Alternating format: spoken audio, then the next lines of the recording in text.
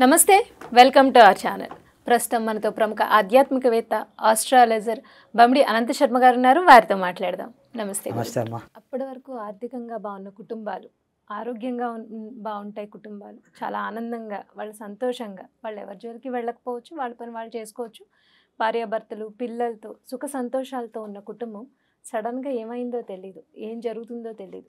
అనారోగ్య సమస్యలు, ఆర్థిక సమస్యలు, ఇంటా బయట ఒకేసారి సమస్యలు చుట్టుముట్టేది. ఏం జరుగుతుందో వీళ్ళకే అర్థం కాని మానసికంగా కుంగిపోతూ పిల్లలు భర్త పిల్లలతో ఎందుకు మనం ఇప్పటిదాకా ఇలా ఉన్నాం, ఒకేసారి ఎందుకు ఇంత దిగజారిపోతున్నాం, ఏం జరుగుతోంది, మనం ఏం పాపం చేసాం అనే దానికి మీరు అడిగిన ప్రశ్నలో అమ్మ, ఇవాళ నరదిష్టి అనేది ప్రతి ఒక్కళ్ళలోనూ ఏడుపులు ఎక్కువైపోయాయి, ఈర్ష్యాద్వేషాలు ఎక్కువైపోయి మన కుటుంబాల్లోనే ఉంటారు, బయట వద్దు, మన కుటుంబాల్లో మనవాడినే మనకు శత్రువులు.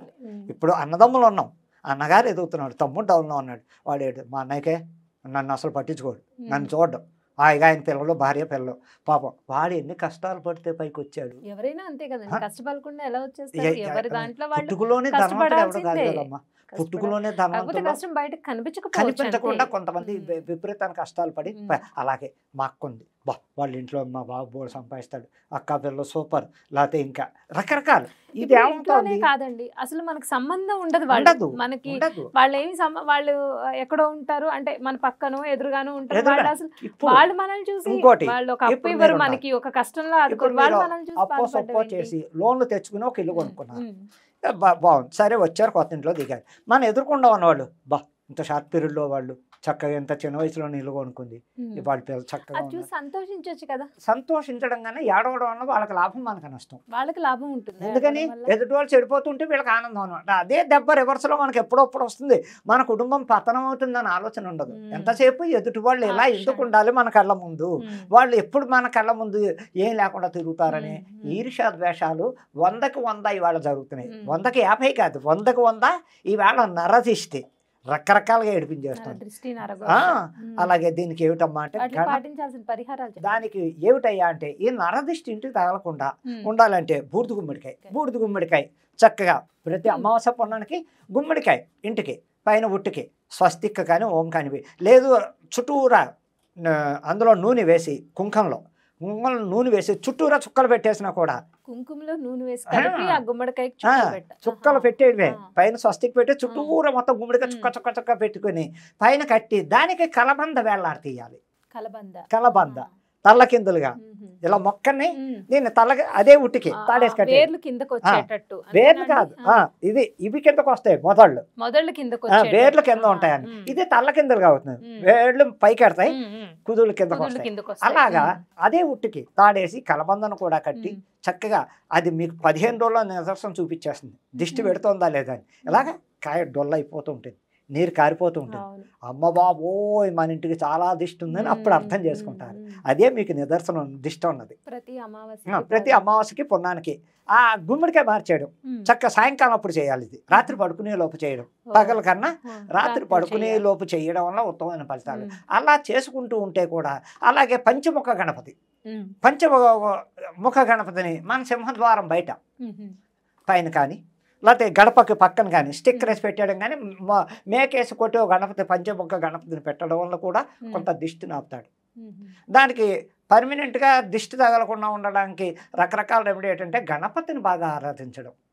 గణపతే నరదిష్టి కారకుడు.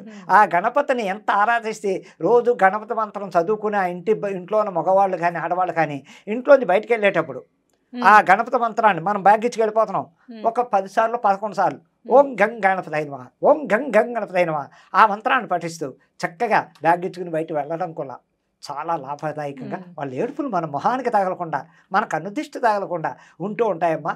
అన్నిట్లోకి బాగా చేయవలసిన పనులు ఏంటంటే లక్ష్మీ గవ్వలు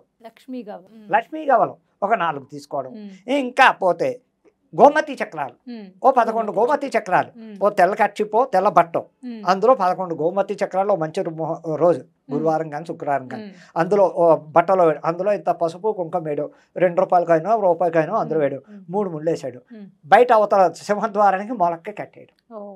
అది కూడా దిష్టిని కంట్రోల్ చేస్తుంది, ఇంట్లో ఎనర్జీని పోగొడుతూ ఉంటుంది, పోతూ ఉంటాయి. ఆ పోవడం వల్ల ఏంటంటే మనస్పర్ధలు వచ్చి రోజు తిట్టుకుంటూ ఉంటారు, ఏదో వంకని ఉత్తి పుణ్యాన్ని తిట్టుకుంటారు, కారణం అవి కూడా తగ్గుముఖం పడుతూ ఉంటాయి. ఇకపోతే ఇంకో రెమెడీ ఉంది, ఈ గోమతి చక్రాన్ని చిత్తకోటి పౌడర్ చేసేయాడు, చిత్తకొట్టు పౌడర్ చేశాడు. ఆ పౌడర్ని కుడి చేతిలో వేసుకుని బయట గుమ్మవతలకి వెళ్ళాలి.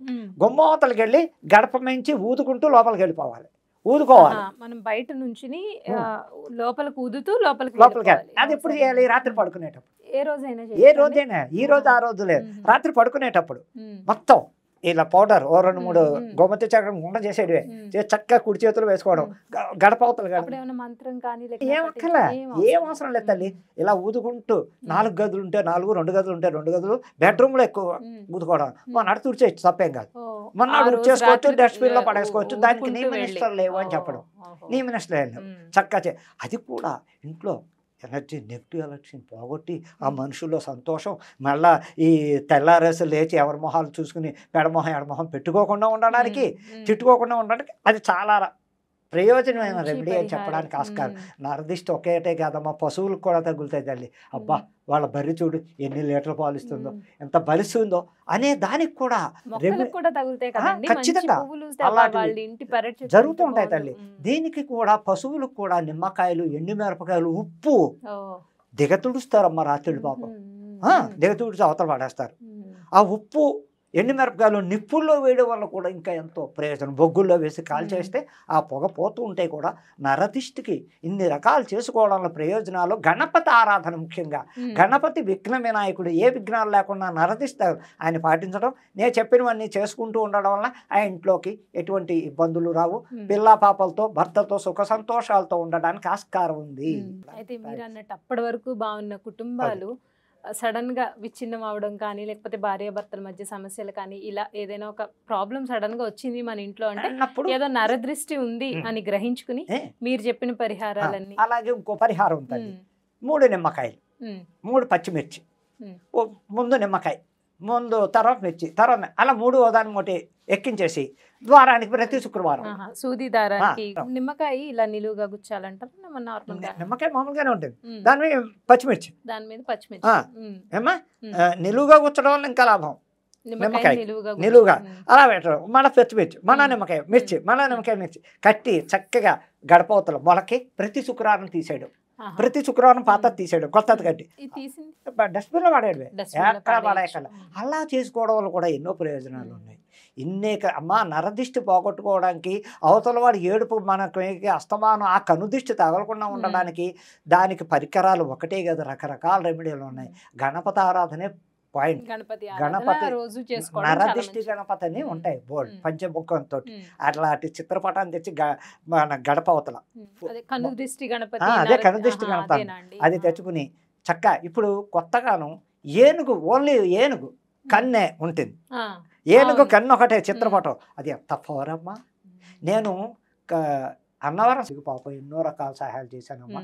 ఒకటి ఈ ఏనుగు బొమ్మ కన్ను చాలా పవర్. అందుకు ఇలా చేసుకోవడం వల్ల నరదిష్టి ఇంట్లోంచి పోవడానికి ఈ రెమెడీలు పాటించండి.